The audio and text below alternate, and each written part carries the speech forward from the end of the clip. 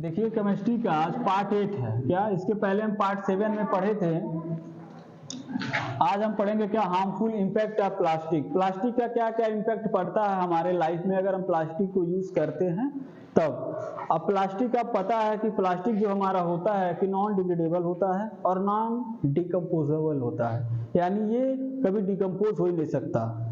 कौन? प्लास्टिक। जो प्लास्टिक या पॉलीथीन्स जो भी चीज़ें हम यूज करते हैं, आपकी पॉलीथीन्स भी होती हैं, बहुत सारी चीज़ होती है जो प्लास्टिक की बनी होती है जो हम चीज़ें यूज करते हैं। जैसे देखिए कुछ है, इस माध्यम से आप जानेंगे कि प्लास्टिक हमारे लिए क्या इम्पैक्ट होता है। जैसे पहला पॉइंट है किलिंग ऑफ एनिमल्स। अगर हम प्लास्टिक को यूज करते हैं किस फॉर्मेट में तो हमारे क्या होते हैं, जो एनिमल्स होते हैं वो भी क्या होते हैं, किल यानी मरते हैं। दूसरा चीज़ है pollutes of food chain. Food chain जितने हमारे होते हैं पॉल्यूट होते हैं, यानी क्या होता है, पॉल्यूशन फैलता है, फूड चेन भी डिस्टर्ब होता है हमारा।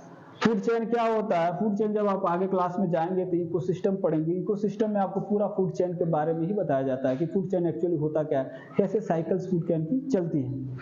आगे देखिए तीसरा पॉइंट नॉन बायोडिग्रेडेबल होता है, यानी बायोडिग्रेडेबल ये चीजें होती है कि जितने भी हमारे माइक्रो ऑर्गेनिजम्स होते हैं ये पॉलीथीन को क्या कर सकते हैं, डिकम्पोज नहीं कर पाएंगे। जैसे मान लीजिए अगर हमारे एनिमल कहीं डेथ करता है तो अगर आप देखते हैं अगर एनिमल क्या करता है, कहीं डेथ करता है तो कुछ दिन के बाद वो क्या होता है, समाप्त हो जाता है। समाप्त होता है कि नहीं? क्यों समाप्त हो जाता है? क्योंकि इस एनिमल डेथ एनिमल को डिकम्पोज करने वाले कौन होते हैं, डिकम्पोज करने वाले हमारे कौन होते हैं। जैसे मान लीजिए माइक्रो ऑर्गेनिज्म, बैक्टीरिया, वायरस, ये सब चीजें आती हैं और जिसको क्या करते हैं, उसको हम क्या करती है, वो सब उसको मिनरलाइज फॉर्म में तोड़ के बराबर कर देते हैं, सॉइल में मिला देती है। लेकिन हमारे जो पॉलीथीन्स होता है, जितने भी हमारे माइक्रो ऑर्गेनिजम्स होते हैं उनको डिकम्पोज नहीं कर पाते हैं, क्योंकि वो क्या होता है, पॉलीमर्स होता है, बहुत सारे पॉलीमर्स का, मोनोमर्स का ये कॉम्बिनेशन होते हैं। ठीक, आगे देखिए क्लोज्ड ऑफ ड्रेन्स। जैसे आपको पता है कि पॉलीथीन को यूज करेंगे, पॉलीथीन तो नॉन बायोडिग्रेडेबल है, यूज करे फेंक दिए, ये चीजें होती हैं। अब यूज करने के फेंक दिए तो कहाँ जा रहा है, जैसे मान लीजिए यहाँ पे ये होगा, अगर मान लीजिए बहुत सारे पॉलीथीन्स हमारी जब नाली से रिलेटेड चीजें उसको ब्लॉक कर देता है यूज करके, अगर हम नाली में फेंक दे रहे हैं तब वहां पे ज्यादा से ज्यादा अगर क्या करते हैं, पॉलीथीन से हमारे जो जितने भी नाली हमारे घर में क्या होती है, बहती हैं अगल बगल, अगर इसमें हम क्या करें पॉलीथीन्स को फेंकते हैं तो जो हमारी नली होती है, नाली होती है, उसको क्या कर देते हैं, ये ब्लॉक कर देती हैं। और जब ब्लॉक करेंगी वहां पे कचरा हमारा क्या होगा, इकट्ठा होगा।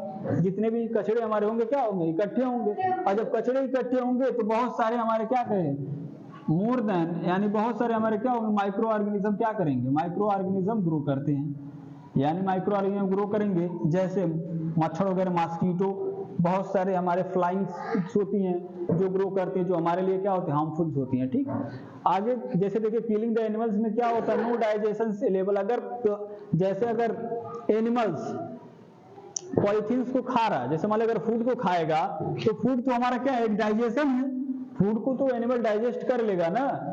लेकिन अगर पॉलीथीन्स को इंटेक्स करती है तो non digestion able to body parts इसको क्या डाइजेशन से नहीं कर पाते और हमारे जितने भी सिस्टम्स होते हैं उसको ब्लॉक कर देता है। पहला पॉइंट में ये था। दूसरा क्या, पॉल्यूट द फूड चेन। हमारा फूड चेन कैसे पॉल्यूट होता है, इस प्लास्टिक से या पॉलीथीन से।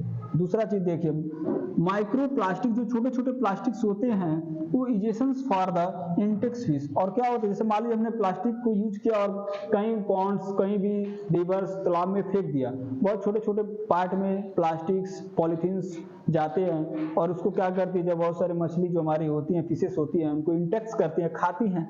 और मछली खाएं तो मार्केट्स में जब मछली आती है तो हम लोग भी मछली खाते हैं, तो हम लोग भी क्या करें, मछली को कंज्यूम करते हैं। अब मछली को कंज्यूम करें तो मछली को पता है कि मछली में भी नॉन डाइजेशन है, वो कौन, पॉलीथीन्स। और नॉन डाइजेशन है तो धीरे धीरे वो क्या कर लेता है, हमारे स्टमक को जाकर के ये ब्लॉक कर देता है सारे सिस्टम्स को, और धीरे धीरे हमको कैंसर होने का चांस बढ़ जाता है इस पॉलीथीन से। नेक्स्ट पॉइंट में यही है, अगर हम बताएं आपको कि बायोडिग्रेडेबल, नॉन बायोडिग्रेडेबल, यानी जितने भी हमारे माइक्रो ऑर्गेनिज्म होते हैं इस पॉलीथीन्स को और इस प्लास्टिक्स को ये डिकम्पोज नहीं कर पाते हैं, लेकिन बाकी अदर चीज जो भी होता है उसको डिकम्पोज कर देते हैं। ठीक, बाकी नेक्स्ट पॉइंट में ये ड्रेन्स है जो हमारे नलीज को ब्लॉक्स करती हैं। ये चीज हमारा क्या है कि harmful impact of plastic, plastic का क्या क्या इंपैक्ट हमको सीधे देखने को पड़ता है हमारे इकोसिस्टम यानी एटमॉस्फेयर में। पहला पॉइंट था किलिंग ऑफ एनिमल, हमारे एनिमल डेथ करने लगते हैं। दूसरा पॉइंट ये था कि पोल्यूट्स ऑफ फूड चेन, हमारे जितने भी फूड चेन्स होते हैं पॉल्यूट होने लगते हैं यानी प्रदूषण उसमें आने लगता है। तीसरा पॉइंट ये था कि नॉन बायोडिग्रेडेबल होते हैं, इसमें जो जितने भी हमारे माइक्रो ऑर्गेनिज्म होते हैं बेसिकली इसको डिकम्पोज नहीं कर पाते।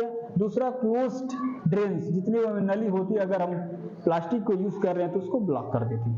ठीक, माइक्रो ऑर्गेनिज्म का ये harmful of plastics impact of our life. ठीक है, समझ में आया? अभी अगले वाले नेक्स्ट में अभी आप लोगों को इसका 5 प्रिंसिपल हम बताएंगे। नहीं अभी है, देखिए इसके पहले हम क्या बताए, इसके पहले हम बताए थे आपको हार्मफुल यानी प्लास्टिक का इंपैक्ट हम पे क्या पड़ता है। अगर प्लास्टिक का यूज कर रहे हैं तो हमारे लाइफ में क्या क्या उसका इंपैक्ट यानी हमारे लाइफ में हार्मफुल क्या क्या चीजें होती है। जैसे देखें हम एनिमल का डेथ होना, हमको डिजीजेस होना, इकोसिस्टम डिस्टर्बेंस होना, ये चीजें हम देखे हैं ना इसके पहले। लेकिन इसमें हम देखेंगे अगर प्लास्टिक, जैसे प्लास्टिक को हम बंद नहीं कर सकते यूज करना, तो उसको ऐसा करें उसी को हम मिनिमाइज करें, उसी प्लास्टिक को मिनिमाइज करें यानी जितना प्लास्टिक हमारे मार्केट में चल रहा है उसी को हम क्या करें मिनिमाइज करें, उतने में ही हम यूज करें यानी ज्यादा से ज्यादा हमारा प्लास्टिक ना बन पाए यानी पॉलीथीन ना बन पाए। क्योंकि आपको पता है कि डायरेक्ट इंपैक्ट हमको पड़ता है प्लास्टिक का। यूज तो हम बहुत तेजी से करते हैं, उसका हम लाभ तो बहुत तेजी से ले रहे हैं, लेकिन उसका हमको क्या हार्मफुल भी तो हो रहा है। इकोसिस्टम डिस्टर्बेंस हो रहा है, एटमॉस्फेयर पोल्यूट हो रहा है, कई सारे माइक्रो ऑर्गेनिजम्स ग्रो हो जा रहे हैं। ये हमारा प्लास्टिक का इम्पैक्ट होता है। और प्लास्टिक को रोकने के लिए, मिनिमाइज करने के लिए थोड़ा सा इसमें हम आइडिया आपको दे दे रहे हैं। 5 प्रिंसिपल्स होते हैं उसको रोकने के लिए। क्या क्या होते हैं? पहला होता है रिसाइकलिंग, दूसरा होता है रिकवर, तीसरा होता है रिड्यूस, चौथा होता है रीयूज, पांचवा होता है रिफ्यूज।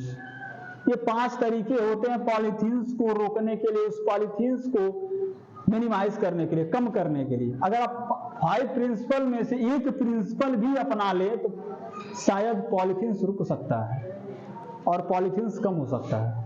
लेकिन शायद आप लोग ऐसा करेंगे नहीं, कोई नहीं करेगा, सब सुन लेंगे वही अपनी वाली करेंगे। तो आप साइंस पढ़ रहे हैं तो कम से कम साइंस के डायरेक्शन पे चलो, साइंस को फॉलो करो। समझ में आ रहा है? क्योंकि आपसे ही ये चीजें धीरे धीरे आगे बनेंगी, क्योंकि आप ही डिस्टर्ब करोगे तो धीरे धीरे ये पूरा हमारा इकोसिस्टम एटमॉस्फेयर डिस्टर्बेंस होने लगेगा और इम्पैक्ट हम पे पड़ेगा। तो कोई भी चीज हमारे नेचुरल चीजों में अगर छेड़छाड़ हो रही है, इतना जान लो कहीं ना कहीं इम्पैक्ट हम पे पड़ेगा। समझ में आ रहा है? तो ये चीजें तो कुछ इसमें हमको जानना है कि बेसिकली प्लास्टिक के बारे में तो हम बताए थे। रिसाइकलिंग कर सकते हैं, उसका रिकवर कर सकते हैं, आप रिड्यूस कर सकते हैं, उसका रीयूज कर सकते हैं, रिफ्यूज कर सकते हैं। जैसे देखिए रिसाइकलिंग में आप क्या कर सकते हैं, उस प्लास्टिक को हम रिसाइकलिंग में क्या कर सकते हैं। जैसे मान लीजिए हमारे पास प्लास्टिक है, कोई भी प्लास्टिक बॉटल्स है, कोई भी चीजें हैं, हम क्या करें उसका नया प्रोडक्ट बना दें यानी इनपुट दे करके आउटपुट कुछ और निकाल लें, यानी एनर्जी दे करके उसका हम कुछ और बना लें।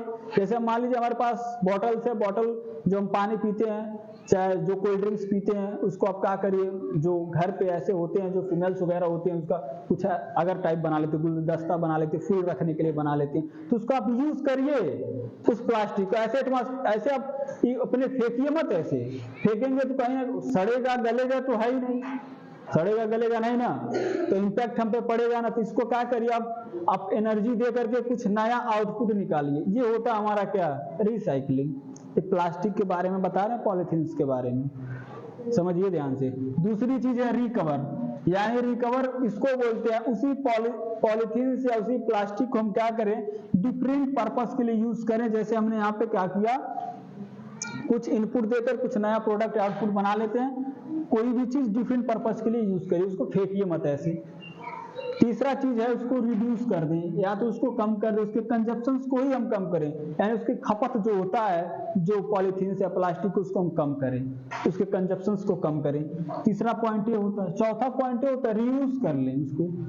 रीयूज मीन्स क्या होता है, one polythenes many times use, एक ही पॉलीथीन्स को हम बार बार यूज करें। क्योंकि आपको पता है कि हम एक पॉलीथीन्स हमारा है सालों साल पड़ा रह जाएगा, वो डिकम्पोज तो होगा नहीं, तो क्यों ना हम एक ही पॉलीथीन्स को क्या करें बार बार यूज करें। जैसे हमने क्या किया, आज मार्केट पे गए, एक कोई सामान लिए, एक पॉलीथीन में सामान लिए, तो फिर वो पॉलीथीन घर लेकर आए, फिर क्या करें, अगर हम कल भी मार्केट करने जा रहे तो उस पॉलीथीन को आप लेकर जाइए और फिर वो दुकानदार से बोलिए कि हमको इसी पॉलीथीन में दीजिए।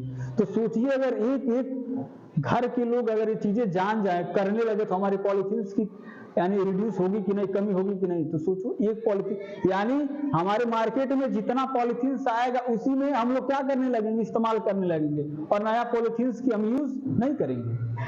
समझ में आया? ये पॉलीथीन को रीयूज करने के लिए तरीके हैं। उसी पॉलीथीन को आप बार बार यूज करिए, बार बार यूज करिए। समझ में आ रहा? इस पॉलीथीन को बार बार यूज करेंगे तो हमारे मार्केट में नया पॉलीथीन आएगा नहीं और नया चीजें आएंगी नहीं, तो यानी कि हमारा जो पुरानी पॉलीथीन वो फेंके जाएंगे नहीं। समझ में आ रहा है?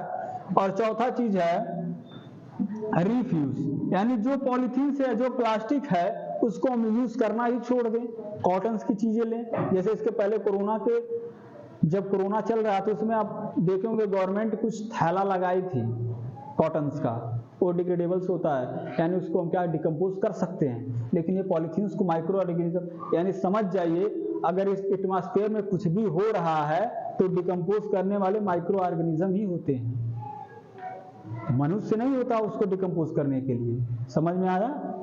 तो इस पॉलीथीन को अगर हम यूज करके अगर हम एटमॉस्फेयर में, इस वायुमंडल में फेंक दे रहे हैं तो इसको डिकम्पोज करने वाला कौन है? माइक्रो ऑर्गेनिज्म ही है ना। उसके बस का अगर है ही नहीं तो उसको कौन डिकम्पोज करेगा? कोई नहीं करेगा। तो एक चीज और हम कर सकते हैं, इसको रीयूज कर लें या तो इसका यूज करना ही छोड़ दें। से नॉट टू यूज पॉलीथीन को यूज करना ही छोड़ दें। तो ये 5 प्रिंसिपल्स होते हैं हमारे, क्या, प्लास्टिक को यूज करने के लिए, प्लास्टिक को रिड्यूस करने के लिए, प्लास्टिक की कमी करने के लिए, यानी कि हमारे लाइफ में इंपैक्ट ना पड़े। समझ में आया? ये 5 प्रिंसिपल होते हैं। इसको रोकने के लिए 5 तरीके आप अपना सकते हैं। अगर 5 तरीके में से एक तरीका भी अगर आप लोग इसमें से अगर फॉलो कर लें तो शायद आने वाली पीढ़ी, जनरेशंस हमारी क्या होते हैं, पॉलीथीन की शिकार नहीं होगी। और पॉलीथीन की शिकार नहीं होगी तो हमारे एटमॉस्फेयर शायद क्लीन रहेगा। ठीक, समझ में आया सबको? तो आई होप आप लोगों को समझ में आई होंगी। बाकी आपको नेक्स्ट चैप्टर में हम बताएंगे मेटल्स और नॉन मेटल्स, केमिस्ट्री का ही है, नेक्स्ट चैप्टर है वो। ठीक, थैंक यू।